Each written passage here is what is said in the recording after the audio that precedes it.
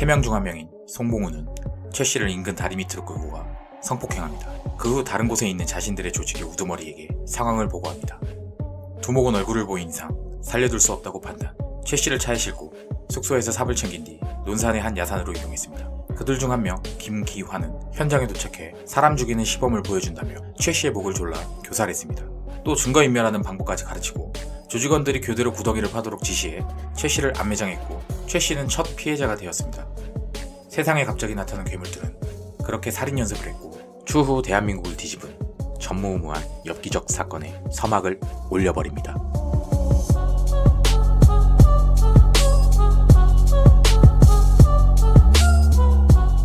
원래 이름은 지존파가 아니라 마스칸. 지존파라는 이름은 이들이 범죄를 저지르기 전에 이마에 지존이라고 쓰인 두건을 두르고 훈련을 했다는 것과 두목인 김기환의 별명이 지존이었던 것을 바탕으로 이들을 검거한 고 병천 수사과장이 조직원들과 합의하에 명칭을 선점한 것뿐입니다. 김기환, 지존파 두목. 전라남도 영광군 출생. 3살 때 아버지가 사망한 후 극심한 가난에 시달렸습니다. 국민학교 미술 시간에 크레파스를 살 돈이 없어서 안 가져갔다니 선생님 말씀이 그러면 친구들 것을 뺏어서라도 가져왔었어야지 라고 혼냈습니다.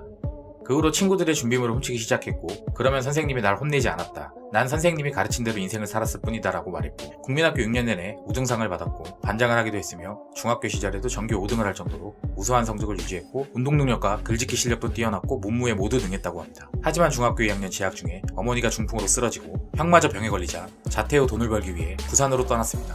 그 후 도박에 빠져 도박빚을 지고 상류층 부유층에 대한 반감으로 범죄 조직을 결성할 계획을 세웁니다. 지가 같이 살아갖고 빚진 거 왜 부자를 탓하나 이 새끼. 강동은 검거 당시 나이 21세 부두목입니다. 고등학교를 중퇴했고 특수절도 폭행전과 입원입니다. 김기환의 국민학교 중학교 후배였습니다. 다른 조직원들과는 달리 집안이 찢어지게 가난한 것은 아니었지만 역시 넉넉한 가정 형편은 아니었고 형제가 많아 부모의 관심을 받지 못했습니다. 학창시절부터 폭력적인 성향이 짙어 그부들을 자주 폭행했고 학업에는 관심이 없었으며 생활기록부상에는 매사에 무관심한 성향, 바른 생활이 요구되는과 같은 내용이 적혀 있습니다. 역시나 도박에 빠져 도박장에서 김기환과 연을 시작합니다. 하여간 씨발 도박은 인생 말아먹는 길로 가는 퍼스트 클래스 티켓입니다. 김현양, 검거 당시 나이 22세, 행동대장입니다. 중학교 2학년을 중퇴했고 상해 전과 1범입니다. 두목 김기환과 조직의 영향을 제일 많이 받은 인물입니다. 상해 1범이라는 전과도 조직 가담 후에 생긴 전과입니다.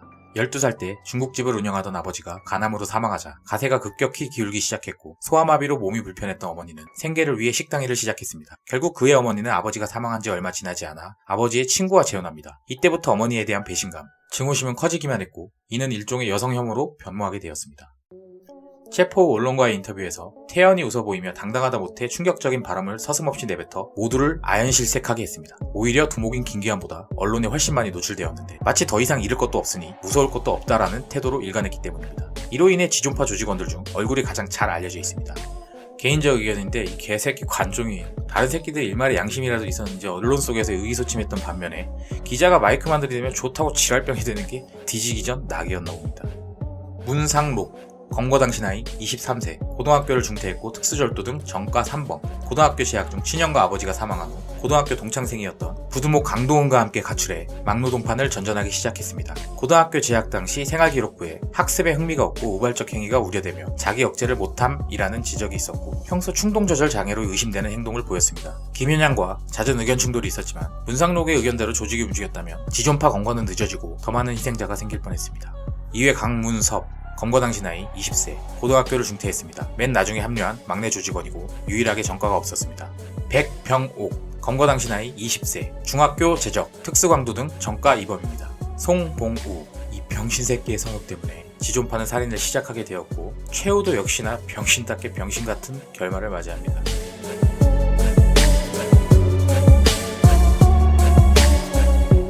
조직원들은 호기롭게 살인을 즐겨보자라는 생각으로 조직에 들어왔지만 첫 살인 연습을 행한 후 막상 살인을 저지르고 나니 흔들리기 시작했습니다. 특히 최민철 씨 살해의 원인 제공자이자 최연소 조직원이었던 아까 그 말했던 병신새끼 있죠. 송봉우는 죄책감에 시달리며 악몽으로 괴로워했죠. 이를 견디다 못해 조직을 이탈하기로 결심한 그는 1993년 8월 조직의 자금을 모아둔 통장에서 현금 300만 원을 인출해 도주합니다. 김귀한은 송봉우가 도주한 지 2시간 만에 사태를 파악하고 송봉우가 경찰에 밀고 갈 가능성도 있고 자신의 조직의 기강을 바로잡기 위해 송봉우를 살해하기로 결심합니다. 김귀한은 송봉우가 거주하고 있는 집 주소를 얻어내고 송봉우에게 용서해주겠다며 조직에 다시 합류할 것을 설득합니다. 마음이 약해진 송봉우는 차마 거절하지 못하고 조직으로 복귀합니다. 조직원들은 송봉우에게 단합대회를 하고 개나 잡아먹으러 가자며 한 야산으로 유인했습니다. 그 후 조직원들은 미리 준비한 곡괭이 등으로 송봉우를 폭행하고 첫 범행 때와는 달리 김귀한이 별다른 지시를 하지 않아도 두목에게 알아서 잘 보이기 위해 경쟁적으로 살해 행위를 했고 증거인멸을 위해 시신을 불에 태운 뒤 안매장까지 했습니다. 이들은 조직을 이탈하면 어떻게 되는지 목격했기 때문에 두려움을 느꼈지만 첫 살해 당시 느꼈던 살인이라는 행위 자체에 대한 두려움은 없었고 죄책감도 없었습니다. 심지어 송봉우를 살해한 후 태연이 개를 잡아먹었고 김귀한은 추후 법정에서 송봉우 살해에 대한 진술을 할 때 하루에 개 2마리를 잡은 것에 불과하다고 발언해 장례를 술렁이게 했습니다. 이들은 지출을 최대한 줄이고 대전 일대에서 막노동을 해 모은 돈으로 김귀한의 어머니의 집을 차근차근 살인을 위한 아지트로 개조하기 시작했습니다. 김귀한은 가족들과 이웃에게 어머니께 효도하기 위해 어머니를 모시고 살 집을 새로 짓는다고 말했다고 합니다. 설마 그들이 등 뒤로 그런 끔찍한 범행을 모의하고 있을 거라고는 짐작하지 못했습니다. 1994년 6월 중순 김현양의 생일 당일 두목 김귀한은 생일 파티를 열어 조직원들과 모처럼 회식을 합니다. 그러던 중 불현듯 아는 선배의 집 보일러를 수리해준다며 자리를 비웠다가 선배의 집에서 잠자고 있던 선배의 여중생 조카를 강간해 갑자기 두목이 구속됨으로써 갑자기 일어난 두목의 부재 사태에 강동훈이 부두목이 되어 조직을 이끌게 됩니다. 아지트 왕궁은 얼마 남지 않았는데 중심을 잡아줄 두목이 없자 이들은 지옥 훈련을 받기로 합니다. 내가 지금 전차를 몰고 와서 니놈들 머리통을 다 날려버리겠어! 아무튼 7월 중 일주일가량을 지리산에서 칼 한 자루와 생수 한 병으로만 버티기로 합니다. 강동훈은 뒤처지는 조직원이 있으면 너도 봉훈이처럼 잔디입을 덮고 싶냐며 채찍질을 했습니다.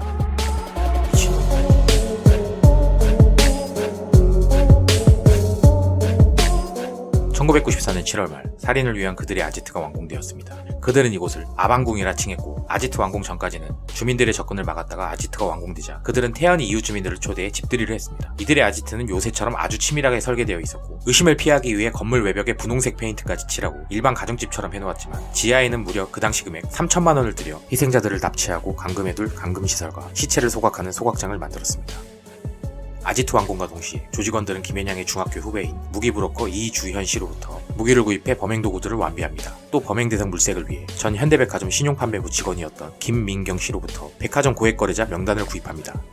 물론 지존파가 살인극에 쓸 거라는 걸 처음부터 알고 넘겨주지는 않았겠지만 개인정보 유출이 얼마나 무서운 결과를 초래할 수 있는지를 보여준 최악의 사례이기도 합니다. 준비가 다 되었다고 판단한 강동원은 김귀한을 면회해 본격적인 범행에 착수할 것을 허락받습니다. 조직원들은 평소 김귀한이 말했던 대로 벤츠나 그랜저 등의 소유주들을 중심으로 범행 대상을 물색하기 시작합니다.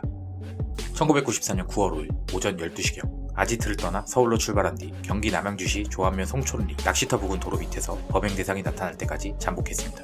몇 시간 뒤 도로에 그랜저 한 대가 나타나자 강동원이 승용차로 그랜저 차량을 가로막았고 나머지 조직원들이 가스총과 칼 등으로 그 안에 타고 있던 이종원 씨, 이모 씨를 위협해 밖으로 끌어내 아지트로 납치합니다. 아지트에 도착하자마자 두 인질의 인적사항 등을 취조했는데 둘 다 자신들이 원하던 부자들이 아닌 것이 밝혀지게 됩니다. 이종원 씨는 카페 악사였고 주수석에 타고 있다가 함께 납치된 이모 씨도 이종원 씨와 같은 카페에서 근무하는 아르바이트생이었습니다. 조직원들끼리 둘의 처분을 놓고 토론을 하다가 역시나 둘 다 살해하기로 합니다. 다음날 조직원들이 돌아가며 이모 씨를 성폭행했고 이종원 씨에게 술을 잔뜩 먹여 취하게 한 뒤 비닐봉지를 머리에 씌워 질식사시키고 교통사고로 위장해 살해할 계획을 세웁니다. 이때 조직원 김현양이 여자도 함께 죽이면 수상해 보일 수 있다는 논리로 이 씨를 살려주는 대신 이 씨에게 공범의식을 심어줌으로써 이 씨가 다른 조직원들로부터 신임을 얻을 수 있도록 이종원 씨 살해 과정에 동참하도록 유도합니다. 이 씨는 극한의 공포에 떨며 이종원 씨의 입을 막는 신용 외에는 아무것도 할 수 있는 게 없었습니다. 김현양이 논리를 제시했지만 이 전응아들은 그런 거 잘 모르겠고 이들의 성노예가 필요했던 것으로 파악됩니다.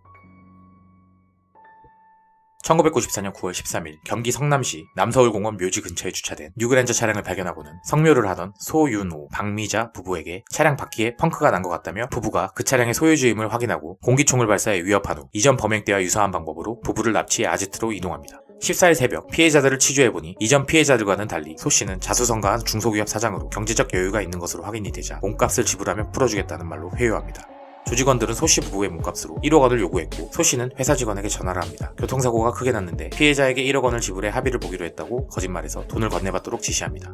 자금 사정 확인 후 1억 원까지는 지불할 수 없지만 8천만 원까지는 된다는 확답을 받은 후 같은 날 오전 광천 시외버스터미널로 향했고 이들은 경찰에게 범죄가 발각되었을 경우를 대비해 차량에 다이너마이트도 구비해 놓았습니다. 그런데 김현양이 다이너마이트 조작을 잘못하여 손과 발에 부상을 입고 아지트로 복귀합니다.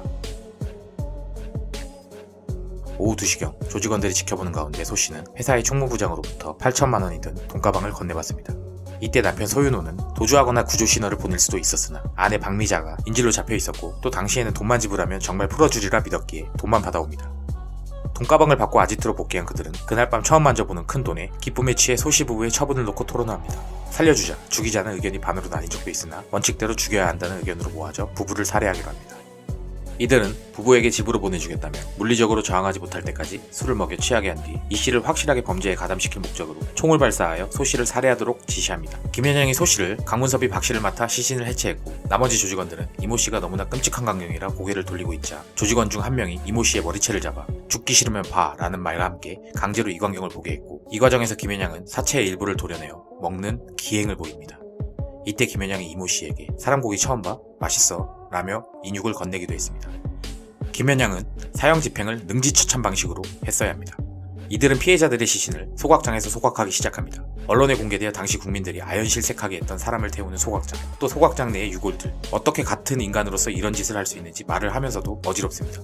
사체를 소각하는 과정에 오래 걸려 3개조로 편성하기까지 했습니다. 이들은 사체를 소각할 때 나는 냄새를 희석시키기 위해 마당에서 일부러 돼지고기를 구워 먹고 이웃 주민들에게 구운 고기를 나눠주는 태연함과 치밀함을 보입니다. 이들의 최종 목표가 가시됩니다. 이들은 빼앗은 8천만 원 중 일부를 1,500만 원 상당의 기관총 2자루를 청계천에서 구입, 현대자동차에서 포터 냉동탑차를 비롯해 갤로퍼 소나타2 등의 차량들을 다른 사람의 명의로 구입할 계획을 세운 후 중국으로 건너가 전지훈련을 받은 후 두목 김기한을 체포한 영광경찰서를 습격하여 경찰관들을 죽이고 총기를 탈취하여 MBC를 습격할 계획을 꾸밉니다. 무식하면 진짜 용감합니다.